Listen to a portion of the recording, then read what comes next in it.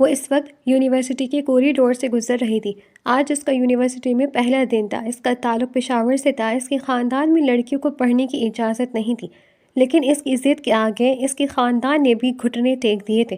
وہ اپنی کلاس کی طرف جا رہی تھی۔ اس کے دل میں خوف بھی تھا کہ کہیں سینئر اسے ریگنگ کے لیے نہ روک لیں، اسی لیے وہ جلدی جلدی اپنی کلاس کی طرف بڑھ رہی تھی۔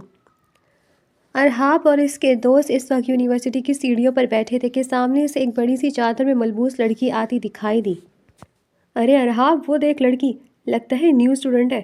ارحاب کے دوست نے اس کے کندھے سے کندھا مار کر کہا تھا۔ اس کے کہنے پر ارحاب نے نظر اٹھا کر اس لڑکی کی طرف دیکھا تھا۔ چلو ارحاب، اس لڑکی کی ریگنگ کرتے ہیں، مزہ آئے گا، ان کی گروپ میں موجود لڑکی نے کہا تھا، اور وہ سب اٹھ کر اس لڑکی کی جانب بڑھے تھے۔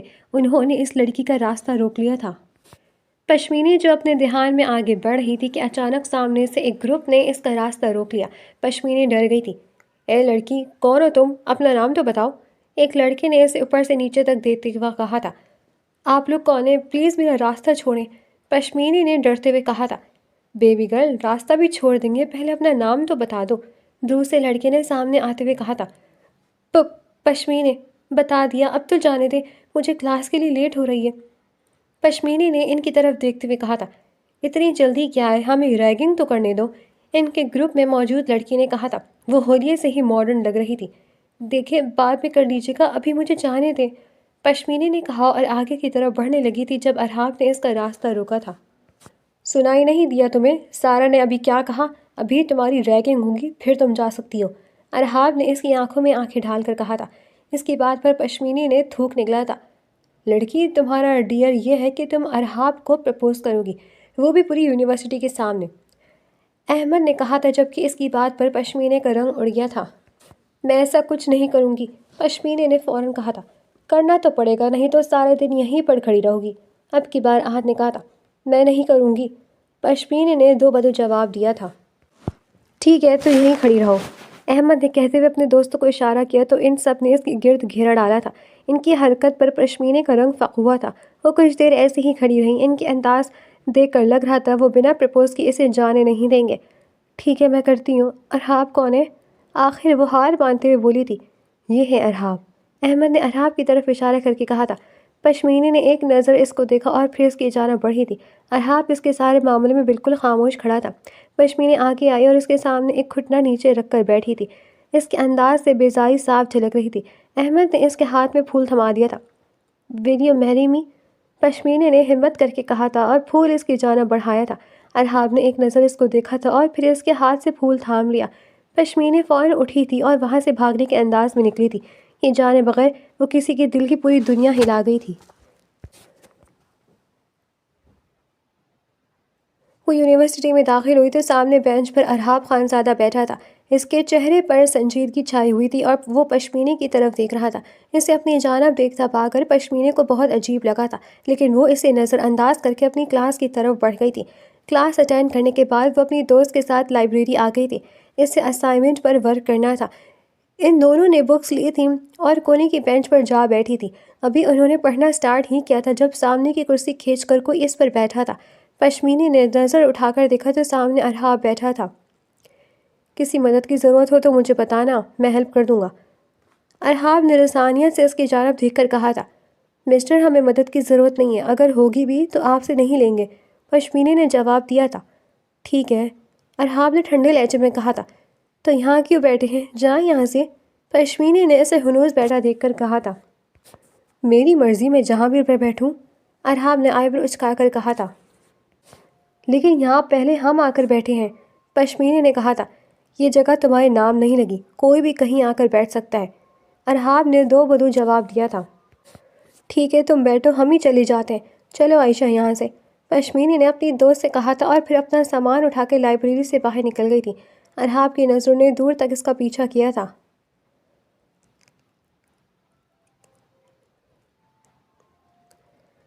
ارحاب خانزادہ کا تعلق پشاور سے تھا۔ اونچا، لمبا قد، عنابی لب، سنہری آنکھیں اور سفید رنگت، بلاشبہ وہ وجاہت کا شاہکار تھا۔ وہ اسلام آباد پڑھنے آیا تھا۔ یونیورسٹی کی ہزاروں لڑکیاں اس پر مرتی تھیں، لیکن وہ کسی کو منہ نہیں لگاتا تھا، لیکن وہ اپنا دل پشمینے کو دے بیٹھا تھا۔ اسے پہلی ہی نظر میں پشمینے سے محبت کر بیٹھا تھا۔ اسے اپنے ہر طرف صرف پشمینے کا ہی چہرہ دکھائی دیتا تھا۔ ابھی بھی وہ اپنے فلیٹ میں بیٹھا تھا جب احمد وہاں آیا تھا۔ کیا کر رہے ہو یار؟ احمد نے اس سے پوچھا تھا۔ کچھ نہیں، بس فارغ بیٹھا ہوں، ارحاب نے جواب دیا تھا۔ فارغ بیٹھا ہے نا، چل آجا کہیں گھومنے چلتے ہیں، باہر سب چل رہے ہیں، احمد نے کہا تھا۔ نہیں یار، میرا دل نہیں کر رہا، تم لوگ جاؤ انجوائے کرو، ارحاب نے بے دلی سے کہا تھا۔ اس کا کہیں بھی جانے کا دل نہیں کر رہا تھا۔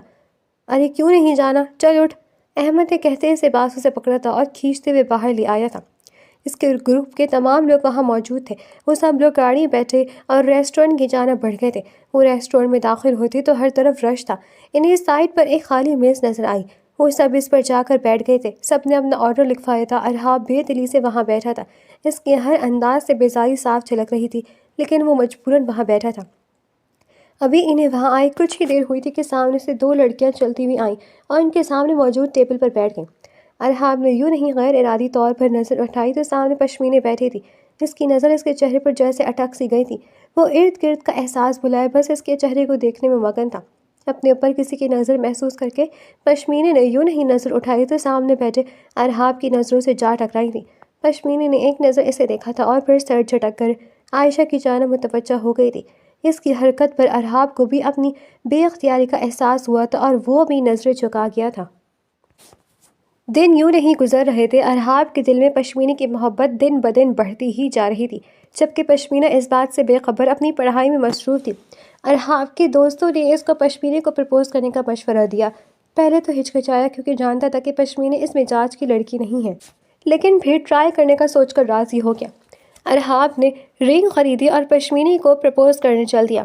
پشمینے جو اس وقت اپنی کلاس اٹینڈ کر کے گھر کی جانب بڑھ رہی تھی کہ اچانک سامنے سے دو لڑکوں نے اس کا راستہ روک لیا۔ وہ ان دونوں کو جانتی تھی، وہ ارحاب کے دوست تھے۔ آپ کو ہمارے ساتھ چلنا ہوگا بھابھی، احمد نے مؤدب انداز میں کہا تھا۔ لیکن کہاں؟ پشمینے نے بھابھی لفظ کو اگنور کر کے پوچھا تھا۔ وہ آپ چل کے دیکھ لیجیے گا، اتنا کہہ کر وہ اس کے لیے یونیورسٹی کے گراؤنڈ میں آ گئے۔ وہاں ہر طرف پھول ہی پھول بکھرے ہوئے تھے اور بیلونز لگائے ہوئے تھے۔ پشمینے حیرت سے سجاوٹ کو دیکھ رہی تھی جبھی ارحاب آ کر اس کے سامنے گھٹنے کے بل بیٹھا تھا۔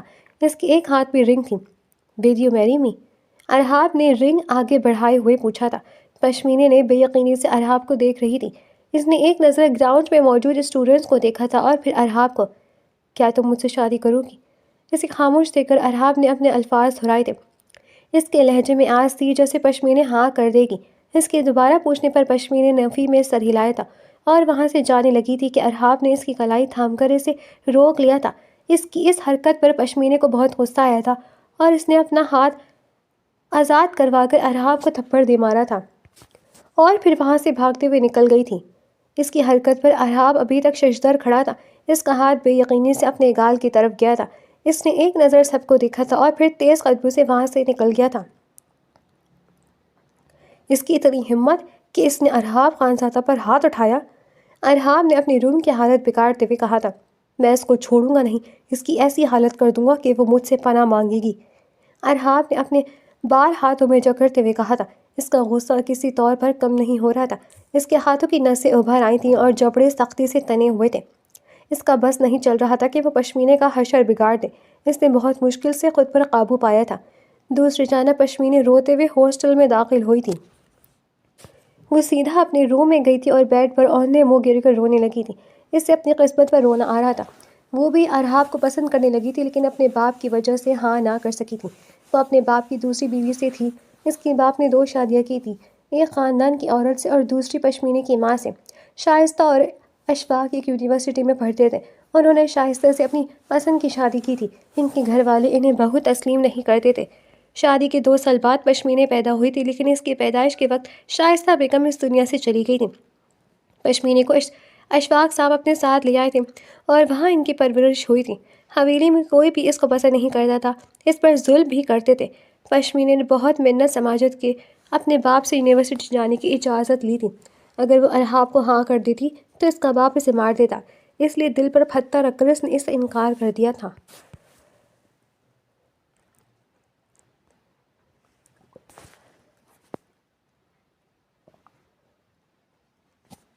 وہ آج کافی دنوں بعد یونیورسٹی آئی تھی۔ وہ یونیورسٹی میں داخل ہوئی تو اسے لگا سب اسے ہی دیکھ رہے ہیں۔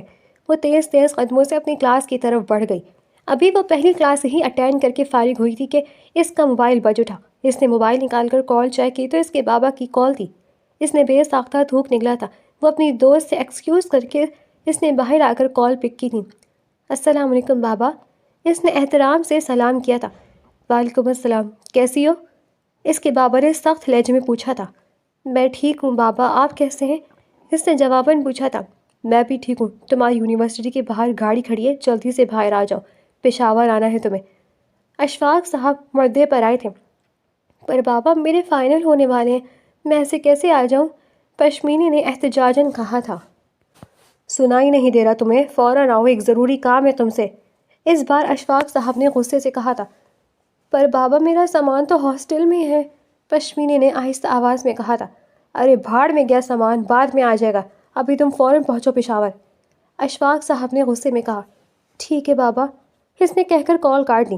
وہ اپنی کلاس کی طرف بڑھی، وہاں سے اپنا بیگ اٹھا کر یونیورسٹی سے باہر آ گئی۔ سامنے ہی گاڑی کھڑی تھی، وہ چپ چاپ جا کر گاڑی بیٹھ گئی۔ اس کے بیٹھتے ہی گاڑی سٹارٹ ہو گئی، یہ جانے بغیر کہ آنے والا وقت اس پر کیا مصیبت لانے والا ہے۔ دور کھڑی قسمت اس پر مسکرا رہی تھی۔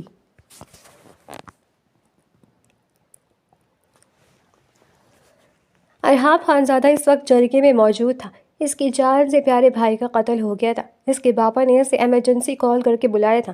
یہاں آ کر اسے پتہ چلا تھا کہ اس کے بھائی کا قتل ہو گیا ہے۔ اس نے بہت مشکل سے خود پر کنٹرول کیا تھا، ورنہ اس کا بس نہیں چل رہا تھا کہ جس شخص نے اسے قتل کیا تھا اس کا جا کر قتل کر دے۔ جرگہ شروع ہو چکا تھا، تمام لوگ اس وقت جرگے میں آ چکے تھے۔ خان لالا، تمہارے بیٹے نے خانزادہ قبیلے کے بیٹے کو قتل کیا ہے، اب اس کو سزا کیا دینی ہے؟ جرگے میں موجود ایک بزرگ نے کہا تھا۔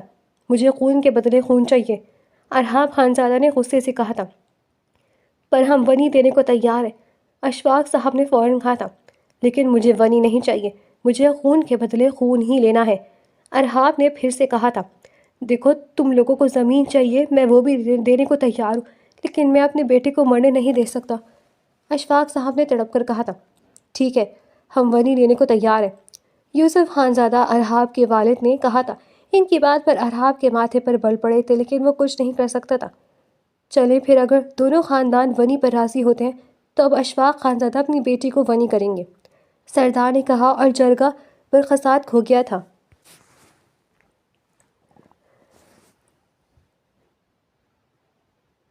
وہ حویلی پہنچی تو حویلی میں خاموشی چھائی ہوئی تھی۔ وہ پریشانی سے آگے بڑھی تھی۔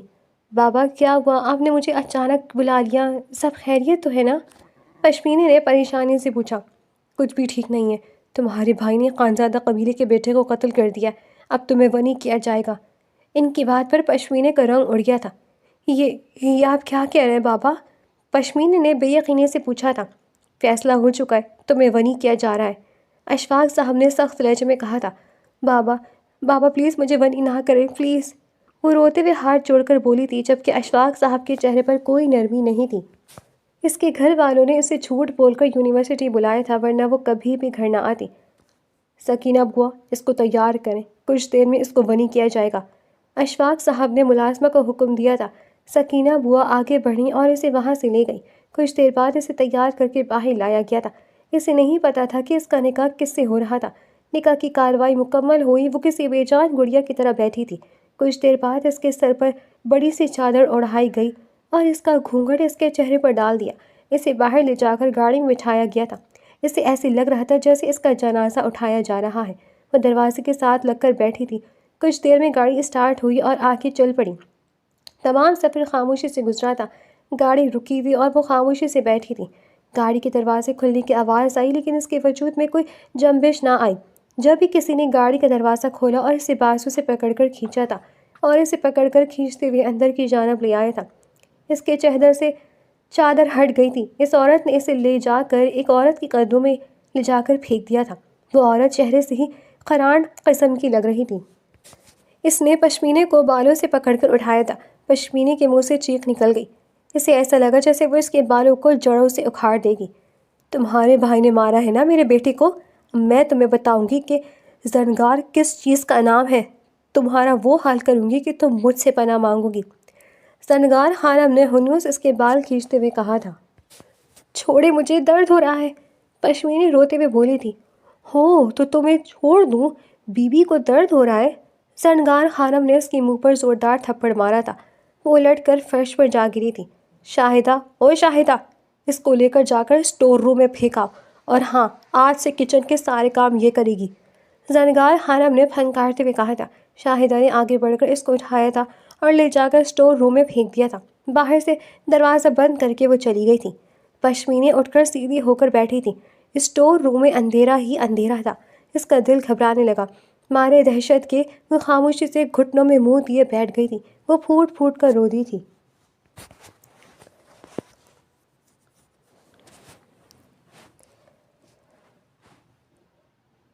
شام کے سائے حویلی کی در و دیوار پر پھیل چکے تھے۔ کچن میں پشمینے اکیلی کھڑی برتنوں کے ڈھیر سے نبرد آزما تھی۔ کچھ دیر پہلے ہی ملازمہ زنگار خانم کے کہنے پر اسے کچن میں چھوڑ گئی تھی۔ اس کی آنکھوں سے آنسو بہہ رہے تھے۔ وہ پڑھنا چاہتی تھی لیکن اپنے بھائی کی گناہوں کی بھیڑ چڑھ گئی تھی۔ اس کے تمام خواب بکھر کر رہ گئے تھے۔ وہ ایک نازک سا شیشے کا گلاس دھو رہی تھی کہ اچانک باہر سے کسی مردانہ آواز کے گرجنے پر وہ بری طرح چونکی۔ ہاتھ لرزا اور وہ قیمتی گلاس سلیب سے پھسل کر فرش پر چکنا چور ہو گیا۔ چھناک! شیشے کے ٹکڑے پورے فرش پر بکھر گئے، بالکل ویسے ہی جیسے پشمینے کے خواب بکھر گئے تھے۔ اس کا رنگ فاق ہو گیا۔ ابھی وہ نیچے جھک کر کرچیاں سمیٹنے ہی لگی تھی کہ زنگار خانم گلاس ٹوٹنے کی آواز سن کر کچن میں داخل ہوئیں۔ ان کے ماتھے پر بل پڑے ہوئے تھے۔ یہ کیا کیا تو نے؟ زنگار کی آواز کچن کی چھت سے ٹکرائی۔ جی، وہ ہاتھ سے پھسل گیا تھا، پشمینے نے کپ کپاتے ہوئے جواب دیا۔ پھسل گیا تھا یا جان بوجھ کر کیا ہے؟ زنگار نے پشمینے کے بال ایک جھٹکے سے اپنی مٹھی میں جکڑے۔ پشمینے کے منہ سے ایک دبی دبی چیخ نکلی۔ تیرے بھائی نے میرے بیٹے کا قتل کیا ہے اور تو یہاں آ کر میرا نقصان کر رہی ہے؟ تو سمجھیے کہ یہاں راج کرنے آئی ہے؟ زنگار نے اسے بالوں سے گھسیٹتے ہوئے چولہے کی طرف دھکیلا جہاں دہکتے ہوئے کوئلوں پر توا تپ رہا تھا۔ ماں جی، اللہ کا واسطہ ہے، مجھے چھوڑ دے، بہت درد ہو رہا ہے، پشمینے نے ہچکیاں لیتے ہوئے منت کی۔ درد؟ ابھی تو میں نے تجھے درد چکھایا ہی کہاں ہے؟ زنگار کے چہرے پر ایک شفاف مسکراہٹ آئی۔ انہوں نے پشمینے کا دایاں ہاتھ پکڑا۔ پشمینے نے پوری طاقت لگا کر اپنا ہاتھ چھڑوانا چاہا لیکن زنگار نے سختی سے اس کا ہاتھ پکڑ رکھا تھا۔ اگلے ہی پل زنگار نے پشمینے کی کلائی مڑوڑ کر اس کی ہتھیلی دہکتے ہوئے توے پر رکھ دی۔ بابا! ایک ایسی چیخ پشمینے کے حلق سے نکلی جس نے حویلی کی خاموشی کو سینے کو چیر دیا تھا۔ گوشت جلنے کی مخصوص بو کچن میں پھیل گئی۔ پشمینے کی آنکھیں حلق سے باہر آنے کو تھیں۔ اس کا جسم مچھلی کی طرح تڑپا لیکن زنگار نے اس کا ہاتھ چند سیکنڈز تک وہیں دبائے رکھا۔ یہ ہے تیری اوقات، آئندہ کوئی چیز ٹوٹی تو میں تیری زبان جلا دوں گی۔ زنگار نے اسے جھٹکے سے نیچے گرایا۔ پشمینے فرش پر پڑی شیشے کی کرچیوں پر ڈھیر ہو گئی۔ اس کا ہاتھ بری طرح جھلس چکا تھا اور ہتھیلی پر آبلے ابھرنے لگے تھے۔ وہ اپنا ہاتھ سینے سے لگائے فرش پر دوہری ہو گئی۔ اس کی سسکیاں اب بے آواز ہو چکی تھیں۔ بس آنکھوں سے بہتا دریا فرش پر بکھرے شیشوں کو بھگو رہا تھا۔ اسے نہیں معلوم تھا کہ اس کا یہ زخم اسے اس شخص کے کتنا قریب لے جائے گا جس سے وہ ابھی تک انجان تھی۔ زنگار خانم کے پیروں کی دھمک جب کچن سے دور ہوئی تو دیوار کے پیچھے چھپی شاہدہ لرزتے قدموں سے اندر داخل ہوئی۔ سامنے کا منظر دیکھ کر اس کا کلیجہ منہ کو آ گیا۔ پشمینے فرش پر بکھری کرچیوں کے درمیان پڑی تھی۔ اس کا چہرہ آنسوؤں سے بھیگا ہوا تھا اور وہ اپنے جلے ہوئے ہاتھ کو ایسے سینے سے لگائے ہوئی تھی جیسے کوئی ماں اپنے زخمی بچے کو تھامتی ہے۔ ہائے میرے اللہ، یہ کیا غضب کر دیا بیگم صاحبہ نے؟ شاہدہ نے تڑپ کر پشمینے کے سرہانے گھٹنوں کے بل بیٹھتے ہوئے کہا۔ پشمینے نے نیم آنکھوں سے شاہدہ کو دیکھا۔ اس کے لبوں میں اتنی سکت بھی نہیں تھی کہ وہ اپنی تکلیف بیان کر پاتی۔ شاہدہ نے بڑی احتیاط سے اسے سہارا دے کر اٹھایا۔ اٹھو میری بچی، ہمت کرو، یہاں سے اٹھو ورنہ کانچ لگ جائے گا۔ شاہدہ اسے سہارا دیتے ہوئے حویلی کے پچھلے حصے میں موجود اس تاریک اور حب زدہ اسٹور روم میں لے آئی جو اب پشمینے کا ٹھکانہ تھا۔ اس نے پشمینے کو لا کر فرش پر بٹھایا اور خود بھاگ کر کچن سے ٹھنڈا پانی اور مرہم کی ڈبی اٹھا لائی۔ دکھاؤ ذرا اپنا ہاتھ۔ شاہدہ نے جب پشمینے کی ہتھیلی دیکھی تو اس کی اپنی آنکھوں میں آنسو آ گئے۔ سرخ گوشت پر ابھرے ہوئے سفید آبلے زنگار خانم کی صفاقی کی داستان سنا رہے تھے۔ شاہدہ نے نہایت نرمی سے پشمینے کے ہاتھ پر ٹھنڈے پانی کی دھار ڈالی۔ پانی لگتے ہی پشمینے کے پورے وجود میں ایک جھرجھری دوڑی اور اس کے حلق سے گھٹی گھٹی چیخ نکلی۔ صبر کر جاؤ بچی، صبر کر جاؤ، یہ ٹھنڈک تھوڑا سکون دے گی۔ شاہدہ نے کپ کپاتے ہاتھوں سے مرہم لگانی شروع کی۔ پشمینے نے اپنی آنکھیں سختی سے بند کر لیں۔ اس کے ماتھے پر پسینے کی بوندیں چمک رہی تھیں۔ خالہ، میں نے تو کچھ نہیں کیا تھا، وہ تو بس گلاس ہاتھ سے چھوٹ گیا تھا، پشمینے نے ہچکیاں لیتے ہوئے کہا۔ کیا ونی ہونے کی یہی سزا ہے؟ کیا میرا کوئی حق نہیں؟ شاہدہ نے اس کے سر پر ہاتھ پھیرا، اس کی آواز بھرائی ہوئی تھی۔ اس حویلی کے لوگ بہت ظالم ہیں بیٹا، یہاں حق مانگنا نہیں جاتا، بس نصیب پر شکر کیا جاتا ہے۔ تم بہت ہمت والی ہو جو ابھی تک ہوش میں ہو۔ شاہدہ نے مرہم لگانے کے بعد ایک صاف سفید پٹی اس کے ہاتھ پر باندھی تھی، پھر اس نے ایک پرانی چادر پشمینے کے گرد لپیٹی۔ اب تھوڑی دیر آرام کر لو، میں کچن کا کام ختم کر دوں، ورنہ بیگم صاحبہ مجھ پر بھی برس پڑیں گی۔ شاہدہ اسے اس اندھیرے کمرے میں اکیلا چھوڑ کر چلی گئی، لیکن پشمینے کے لیے وہ اندھیرا اس وقت ان روشن کمروں سے بہتر تھا جہاں اسے صرف نفرت اور درد ملتا تھا۔ وہ اپنا بندھا ہوا ہاتھ اپنے سینے پر رکھے دیوار سے لگ کر بیٹھ گئی۔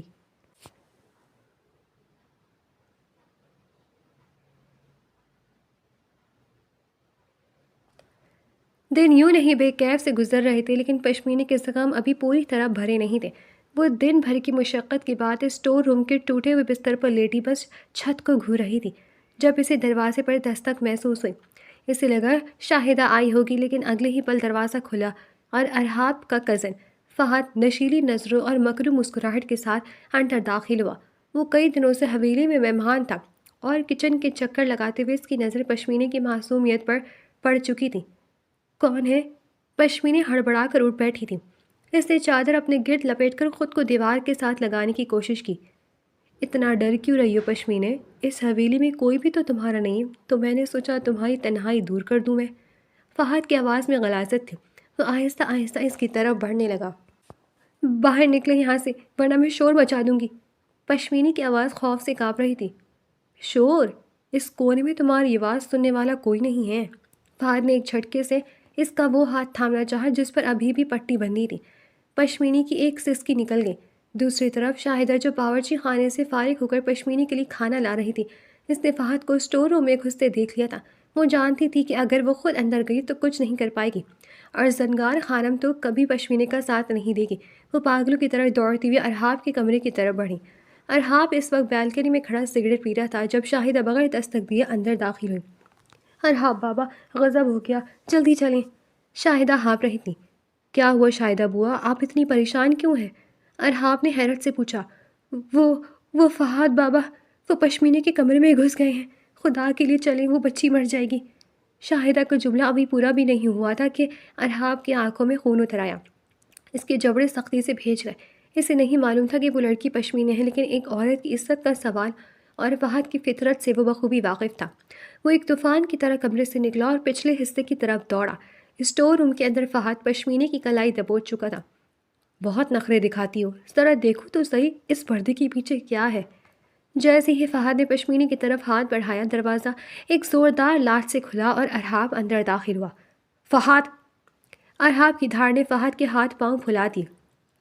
ارحاب نے آگے بڑھ کر فہد کے گریبان سے اسے پکڑا اور ایک زوردار گھونسا اس کے منہ پر رسید کیا۔ فہد لڑکھڑاتا ہوا پرانے ڈبوں پر جا گرا۔ میری حویلی میں رہ کر میری پناہ میں آئی عورت پر ہاتھ ڈالنے کی ہمت کیسے ہوئی تمہاری؟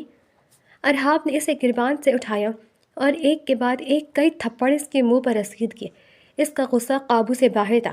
پشمینے خوف کے مارے فرش پر ڈھیر ہو چکی تھی اور اپنا زخمی ہاتھ سینے سے لگائے سسک رہی تھی۔ ارحاب نے فہد کو کمرے سے باہر دھکا دیا۔ دفع ہو جا یہاں سے، اس سے کہ پہلے میں تمہیں قتل کر دوں۔ فہد لڑکھڑاتا وہ وہاں سے بھاگا۔ ارحاب کے سینے میں غصے کی آنکھ ابھی بھی ٹھنڈی نہیں ہوئی تھی۔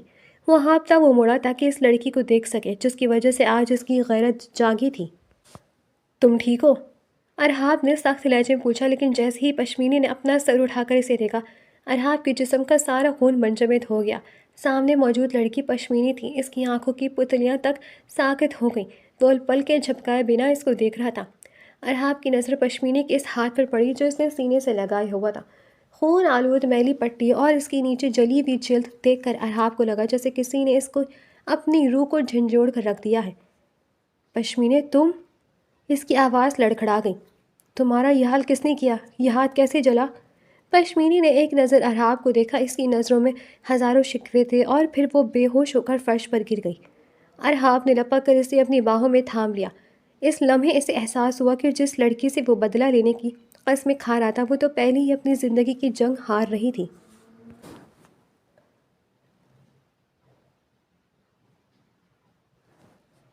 ارحاب نے جب پشمینے کے ساکت وجود کو اپنی باہوں میں بھرا تو اسے یوں لگا جیسے وہ کسی زندہ انسان کو نہیں بلکہ کسی گڑیا کو اٹھا رہا ہے۔ وہ اتنی نحیف ہو چکی تھی کہ اس کا وزن ارحاب کے بازو کا محسوس تک نہ ہوا۔ راہداری سے گزرتے ہوئے تمام ملازم حیرت سے اسے دیکھ رہے تھے، لیکن اسے کسی کی پرواہ نہیں تھی۔ وہ اسے سیدھا اپنے کمرے میں لایا تھا اور نرمی سے بیڈ پر لٹا دیا تھا۔ شاہدہ بدحواس سی پیچھے کھڑی تھی، اس کی آنکھیں خوف اور آنسو سے تھر تھرا رہی تھیں۔ شاہدہ بوا، جلدی سے مرہم لائے۔ ارحاب کی آواز میں وہ سرد مہری تھی جو کسی بڑے طوفان سے پہلے ہواؤں میں رچ جاتی ہے۔ اس نے پشمینے کے دائیں ہاتھ کی طرف نگاہ کی، جہاں ایک میلی کچیلی پٹی اس کے زخموں کو چھپانے کی ناکام کوشش کر رہی تھی۔ ارحاب نے جب نہایت احتیاط سے اس پٹی کو کھولنا شروع کیا تو اس کے اپنے ہاتھ لرز رہے تھے۔ پٹی کا آخری سرا زخم کے ساتھ چپک چکا تھا۔ جیسے ہی اس نے اسے تھوڑا سا الگ کیا، پشمینے کے بند لبوں سے ایک جگر سوز سسکی نکلی اور اس کے ماتھے پر پسینے کی ننھی بوندیں چمک اٹھی۔ پٹی مکمل کھلی تو ارحاب کی سانسیں سینے میں منجمد ہو گئی۔ اس کا سفید ہاتھ اس وقت جل کر کالا ہو چکا تھا۔ زخم کی گہرائی ارحاب کی روح تک کو کاٹ گئی۔ یہ سب کیسے ہوا شاہدہ بوا؟ اس نے سر اٹھائے بغیر پوچھا، لیکن اس کے لہجے کی تپش بتا رہی تھی کہ وہ جواب جانتا ہے۔ شاہدہ نے کانپتے ہاتھوں سے دوپٹے کا پلو منہ پر رکھا۔ بیگم صاحبہ نے، انہوں نے بس ایک گلاس ٹوٹنے پر اس بچی کا ہاتھ دہکتے چولہے پر رکھ دیا تھا۔ وہ چیختی رہی، دہائی دیتی رہی، مگر بیگم صاحبہ کا دل نہ پسیجا۔ کئی دنوں اسے اس زخم کے ساتھ برتن دھونے پر مجبور کیا جاتا ہے۔ ارحاب کی مٹھیاں اس قدر سختی سے بھیج گئیں کہ ناخن ہتھیلی میں پیوست ہو گئے۔ اسے وہ لمحہ یاد آیا جب یونیورسٹی کے کوریڈور میں اس نے پشمینے کی آنکھوں میں آنکھیں ڈال کر اسے پرپوز کرنے پر مجبور کیا تھا۔ تب اس کی آنکھوں میں شرارت تھی، آج ان بند پلکوں کے پیچھے صرف اذیت کے سائے تھے۔ میں نے بدلہ لینا چاہا تھا اس سے۔ ارحاب کے لہجے میں خود ترسی کی جھلک تھی۔ میں چاہتا تھا کہ اسے اس کے غرور کی سزا ملے، لیکن میں نے کبھی یہ نہیں سوچا تھا کہ میری ماں اتنی سفاک ہو جائے گی۔ میں نے اس کی توہین چاہی تھی، تذلیل نہیں۔ اسی لمحے پشمینے نے ہذیانی کیفیت میں ہاتھ پاؤں مارنے شروع کر دیے۔ نہیں، نہیں کریں ایسا، میں کر دوں گی کام، درد ہو رہا ہے بابا۔ وہ نیم بےہوشی میں اپنی ماں اور باپ کو پکار رہی تھی۔ ارحاب نے جھک کر اس کے دونوں ہاتھوں کو اپنے بڑے ہاتھوں میں محفوظ کر لیا۔ کوئی تمہیں ہاتھ نہیں لگائے گا پشمینے، اب میں ہوں یہاں۔ اس کے الفاظ میں ایک عجیب سا عہد تھا، ایک ایسی پناہ جو شاید اب پشمینے کا مقدر بننے والی تھی۔ وہ اٹھ کر کھڑکی کے پاس جا کھڑا ہوا۔ باہر گھپ اندھیرا تھا، لیکن ارحاب کے اندر ایک نئی روشنی جنم لے رہی تھی۔ اسے اب اس لڑکی سے بدلہ نہیں لینا تھا، بلکہ اس کے ان زخموں کا حساب کرنا تھا جو اس کی اپنی ماں نے اسے دیے تھے۔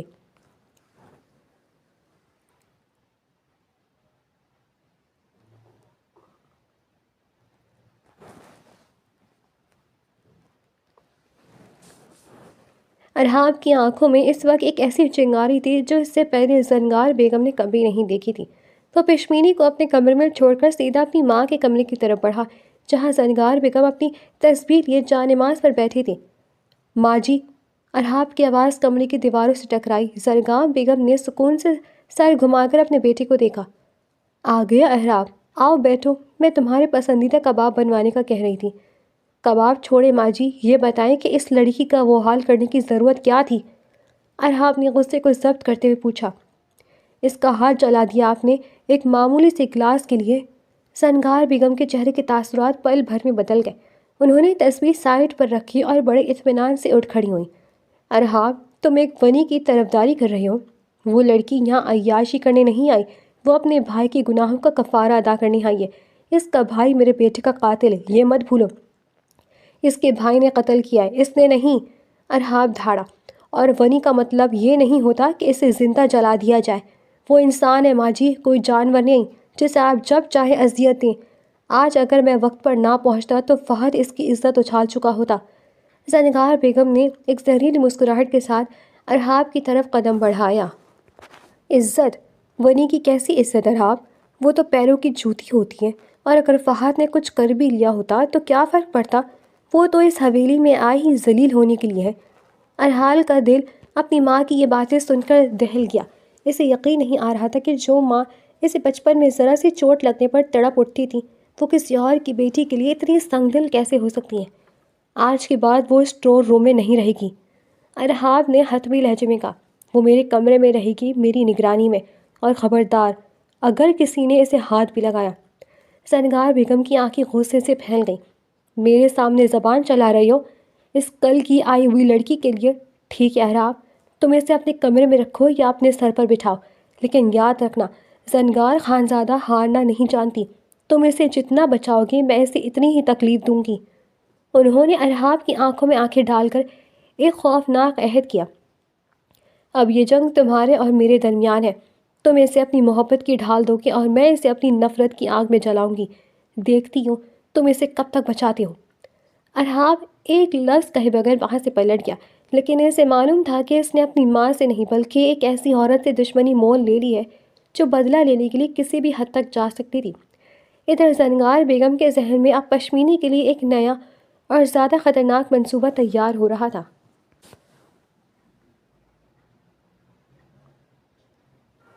اسے مکمل ہوش آئے تو وہ اس وقت ارحاب کے کمرے میں موجود تھی۔ وہ ارحاب کے بیڈ پر لیٹی تھی۔ اس نے ایک بار پھر سے پلکیں جھپکیں۔ اس کے دماغ نے آہستہ آہستہ کام کرنا شروع کیا تو وہ فوراً اٹھ کر بیٹھی تھی اور اپنی چادر کو اپنے گرد لپیٹ لیا تھا۔ سامنے کھڑکی کے پاس ارحاب ساکت کھڑا تھا۔ اس کے چوڑے شانوں کی لرزش بتا رہی تھی کہ اس کے اندر کوئی طوفان کروٹیں لے رہا ہے۔ ارحاب مڑا تو اس کی آنکھوں میں وہ سرخی تھی جو صرف خون یا شدید جنون کی صورت میں ابھرتی ہیں۔ وہ دھیرے دھیرے بیڈ کی طرف بڑھا۔ پشمینے نے خود سے بیڈ سے اٹھنا چاہا لیکن ارحاب نے اس کا ہاتھ پکڑ لیا۔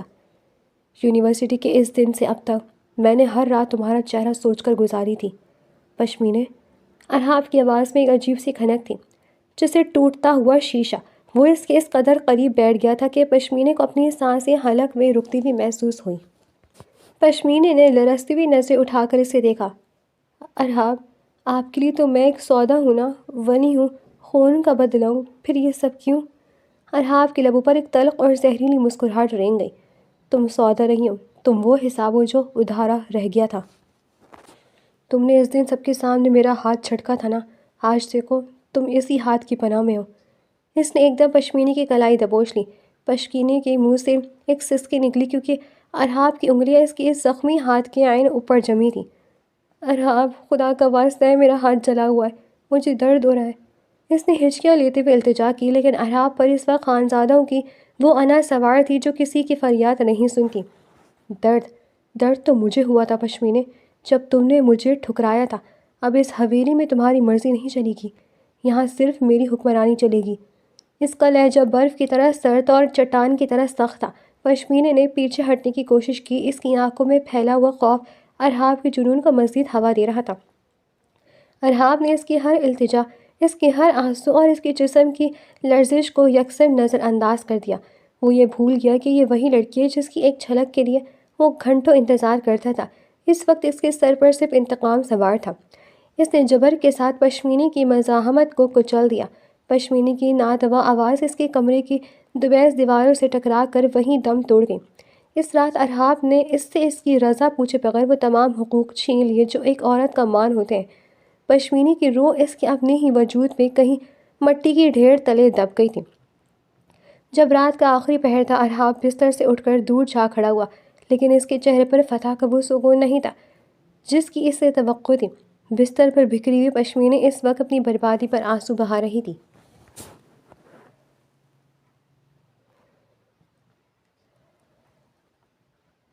حویلی کی در و دیوار پر چھائی وہ مخصوص بو جس میں مٹی اور نفرت ملی ہوئی تھی اب پشمینے کے رگ و پے میں بس چکی تھی۔ وہ دن بھر حویلی کے کاموں میں ایک مشینی وجود کی طرح لگی رہتی۔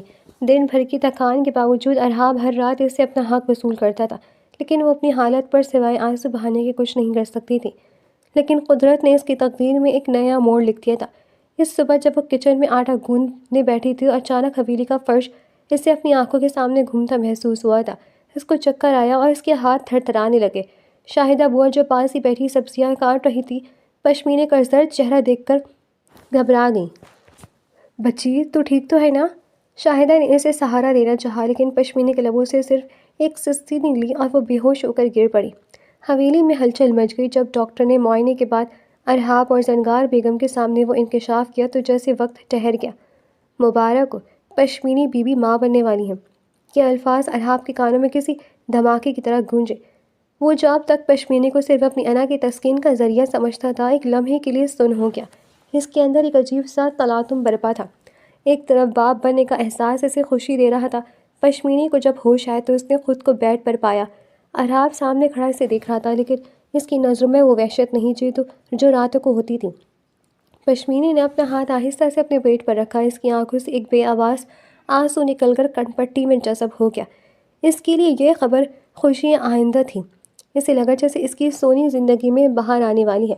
زنگار بیگم نے کمرے میں داخل ہوتی ایک زہریلی مسکراہٹ کے ساتھ ارہاب کی طرف دیکھا ارہاب، آخر اس نے خانزادوں کی نسل کا بوجھ اٹھا ہی لیا، اب اس کا یہاں سے نکلنا ناممکن ہے۔ پشمینے نے اپنا چہرہ دیوار کی طرف کر لیا۔ اس نے محسوس کیا کہ یہ بچہ اس کی زندگی کی وہ سب سے مضبوط زنجیر ہے جو اسے اس شخص اور اس حویلی سے ہمیشہ کے لیے باندھ دے گی جس سے وہ نفرت کرتی تھی۔ ارہاب نے قریب آ کر اس کے سر پر ہاتھ رکھنا چاہا، لیکن پشمینے کے پورے وجود میں ایک جھرجھری سی دوڑ گئی، جیسے اسے کوئی ناپاک چیز چھو گئی ہو۔ ارہاب کا ہاتھ ہوا میں ہی رک گیا۔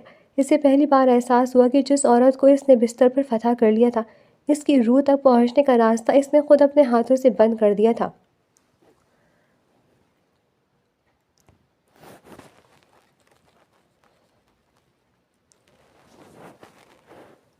زنگار بیگم کی نفرت اب ایک جنون کی شکل اختیار کر چکی تھی۔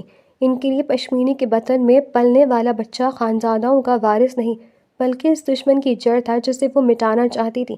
انہیں ڈر تھا کہ اگر یہ بچہ دنیا میں آ گیا تو ارہاب ہمیشہ کے لیے پشمینے کا اسیر ہو جائے گا اور ان کا بدلہ ادھورا رہ جائے گا۔ ایک رات جب پوری حویلی نیند کی آغوش میں تھی، پشمینے کی آنکھ پیاس کی وجہ سے کھلی اور وہ کچن کی طرف بڑھ گئی، لیکن اسے کچن سے سرگوشیوں کی آواز سنائی دی۔ وہ دبے پاؤں کچن کی دیوار کے پیچھے جا کھڑی ہوئی جہاں زنگار بیگم شاہدہ بوا سے مخاطب تھی۔ یہ لو دوا شاہدہ۔ زنگار بیگم کا لہجہ کسی ناک کی طرح زہریلا تھا۔ کل صبح پشمینے کے ناشتے میں یہ ملا دینا۔ میں اس دشمن کی بیٹی کو اپنے پوتے کی ماں بننے نہیں دیکھ سکتی۔ یہ بچہ دنیا میں آنے سے پہلے ہی ختم ہو جانا چاہیے۔ پشمینے کے پیروں تلے سے زمین نکل گئی۔ اس کا پورا وجود برف کی طرح ٹھنڈا پڑ گیا۔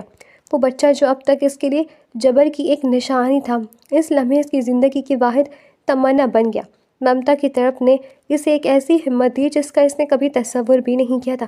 وہ جانتی تھی کہ اب یہاں رکنے کا مطلب اپنے بچے کا قتل دیکھنا ہے۔ اس نے فیصلہ کر لیا کہ وہ اس موت کی حویلی میں اپنے خون کا سودا نہیں ہونے دے گی۔ رات کے پچھلے پہر جب ارہاب گہری نیند میں تھا، پشمینے نے نہایت خاموشی سے بستر چھوڑا۔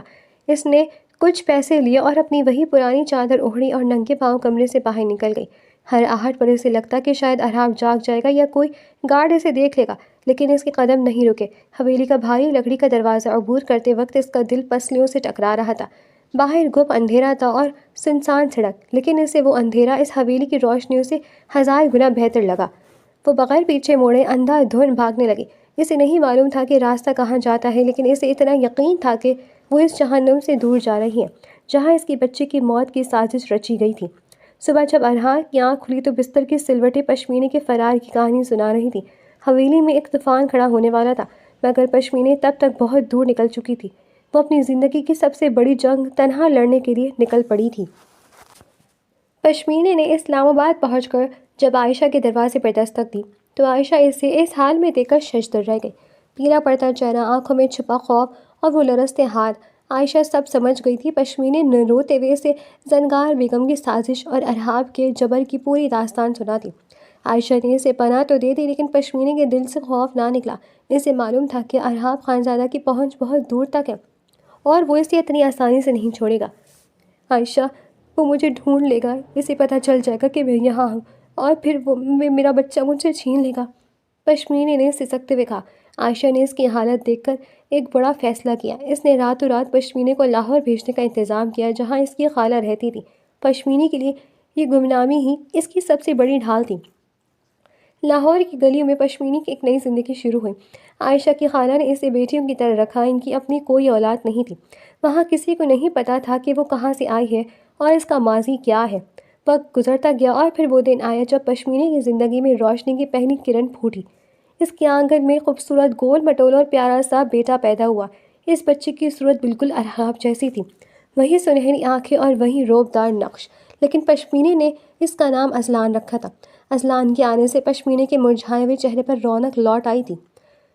وہ بچہ اب اس کی کائنات تھا، اس کی ہر تکلیف کا مداوا تھا۔ وہ دن بھر محنت کرتی، سلائی کڑھائی کر کے اپنا اور اپنے بیٹے کا پیٹ پالتے، لیکن شام کو جب اصلان اس کی گود میں سر رکھ کر سوتا تو اسے لگتا کہ اس نے زندگی کی جنگ جیت لی ہے۔ لاہور کی تپتی دوپہروں اور ٹھنڈی راتوں میں پشمینے کا بیٹا بڑا ہونے لگا۔ پشمینے نے اسے ارحاب کے سائے سے بھی دور رکھا تھا، لیکن وہ یہ نہیں جانتی تھی قسمت کے فیصلے ابھی ادھورے تھے۔ دور پشاور میں ارحاب خانزادہ ابھی تک اپنی اس گم شدہ محبت اور اپنے خون کی تلاش میں پاگل ہو رہا تھا، جس کے بغیر اس کی زندگی ایک بنجر صحرا بن چکی تھی۔ وقت گزرنے کے ساتھ ساتھ پشمینے نے اپنی زندگی کے بکھرے ہوئے ٹکڑوں کو بڑی ہمت سے سمیٹا تھا۔ اس نے ان گزرے سالوں میں نہ صرف اصلان کی پرورش کی بلکہ اپنی تعلیم بھی مکمل کی، اور اب وہ ایک نامور کمپنی میں پروجیکٹ مینیجر کے طور پر کام کر رہی تھی۔ اس کے چہرے پر اب وہ ڈر اور خوف نہیں تھا، بلکہ ایک وقار اور خود اعتمادی تھی۔ ایک روشن صبح پشمینے اپنے بیٹے اصلان کے ساتھ آفس پہنچی۔ اسکول میں چھٹی ہونے کی وجہ سے چھوٹا اصلان اپنی ماں کے ساتھ ہی تھا۔ وہ سفید شرٹ اور نیلی جینس میں بالکل کسی چھوٹے سے نواب کی طرح لگ رہا تھا۔ اسی وقت آفس کے صدر دروازے سے ارحاب خانزادہ داخل ہوا۔ ان سالوں نے ارحاب کے چہرے کی سختی کو پچھتاوے کی لکیروں میں بدل دیا تھا۔ وہ آج ایک بڑی بزنس میٹنگ کے سلسلے میں یہاں آیا تھا۔ ابھی وہ راہداری سے گزر ہی رہا تھا کہ اچانک ایک چھوٹا بچہ تیزی سے بھاگتا ہوا اس سے ٹکرا آیا۔ ارحاب نے گرتے ہوئے بچے کو تھاما۔ جیسے ہی اس کی نظر بچے کے چہرے پر پڑی، ارحاب کا دل ایک لمحے کے لیے دھڑکنا بھول گیا۔ وہی سنہری آنکھیں، وہی نقش و نگار، بالکل ارحاب کا عکس۔ سوری انکل، اصلان نے اپنی معصوم آواز میں کہا۔ ارحاب اسے دیکھ کر سکتے میں رہ گیا۔ اسے ایسا لگا جیسے وہ اپنا بچپن دیکھ رہا ہو۔ تمہارا نام کیا بیٹے؟ ارحاب کی آواز میں ایک عجیب سی لرزش تھی۔ اصلان، بچے نے جواب دیا اور دور سے اپنی مما کو آواز سن کر بھاگ گیا۔ ارحاب ابھی اسی حیرت میں تھا کہ اسے میٹنگ کے لیے بلایا گیا ہے۔ وہ جیسے ہی کانفرنس روم میں داخل ہوا، سامنے والی کرسی پر بیٹھی لڑکی کو دیکھ کر اس کے پیروں تلے سے زمین نکل گئی۔ فائلز میں مصروف وہ پشمینے تھی، وہی پشمینے جسے وہ سالوں سے پاگلوں کی طرح ڈھونڈ رہا تھا۔ میٹنگ کے دوران ارحاب کی نظریں صرف پشمینے پر تھیں، لیکن پشمینے نے اسے مکمل نظر انداز کیا۔ جیسے ہی میٹنگ ختم ہوئی، پشمینے نے اپنا بیگ اٹھایا اور اصلان کا ہاتھ پکڑ کر تیزی سے آفس سے نکل گئی۔